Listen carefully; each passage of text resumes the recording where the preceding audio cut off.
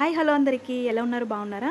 ఇవాళ నేను చేసే ఐటెం వచ్చి మీ అందరికీ చాలా మందికి తెలిసే ఉంటుందని నేను అనుకుంటున్నాను. నా వీడియోస్ అన్ని వాచ్ చేసి లైక్ చేసి అలాగే సబ్స్క్రైబ్ చేసుకున్న అందరికీ చాలా థ్యాంక్స్ అండి. ఈ వీడియోని కూడా లైక్ చేసి సబ్స్క్రైబ్ చేసుకోండి.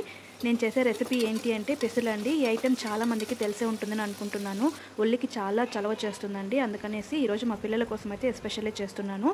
దీనికోసం ఒక ప్యాన్ పెట్టుకొని ముందుగానే తిరగమత్త పెట్టుకోవాలి. ఆనియన్ టమాటో వేసుకొని కొంచెం పసుపు సాల్ట్ నేనైతే ఎండుమిర్చి ఉంటుంది కదా దానిని మిక్సీకి వేసుకొని పౌడర్ లాగా చేసి దాన్ని అయితే అందులో యాడ్ చేస్తున్నాను. మనం డైరెక్ట్గా కూడా అలాగే వేసేయచ్చు, బట్ మా పిల్లలు తీసి సపరేట్గా పెట్టేస్తారు. సో అందుకనే నేను ఇలా అయితే చేస్తున్నాను. ఇలా వేసే టేస్ట్ కూడా చాలా బాగుంటుందండి. ఈ పౌడర్ వేసిన తర్వాత ఒక 5 to 10 minutes వరకు ఆయిల్లోని బాగా ఫ్రై అవ్వాలి. అలా ఫ్రై అయిన తర్వాత మనం కొద్దిగా వాటర్ యాడ్ చేసుకొని కొంచెం సాల్ట్ అడ్జస్ట్ చేసుకొని విజిల్ పెట్టి 3 to 4 విజిల్స్ వచ్చేంత వరకు మనం పెట్టుకోవాలన్నమాట. ఆ తర్వాత విజిల్ తీసి చూసారంటే పప్పు అనేది మనకు బాగా ఉడికిపోయి ఉంటుంది. మీరు ఒకటి పట్టి చూసారంటేనే మీకు తెలుస్తుందన్నమాట. ఆ తర్వాత సాల్ట్ అనేది ఈ టైంలో అడ్జస్ట్ చేసుకొని ఒక స్టిక్తో మనం బాగా మెదుపుకోవాలన్నమాట. బాగా స్మాష్ అంటే చాలా మెత్తగా చేసుకోకూడదు, కొంచెం బరకగానే ఉండాలన్నమాట. అప్పుడే టేస్ట్ అనేది మనకు చాలా బాగుంటుంది.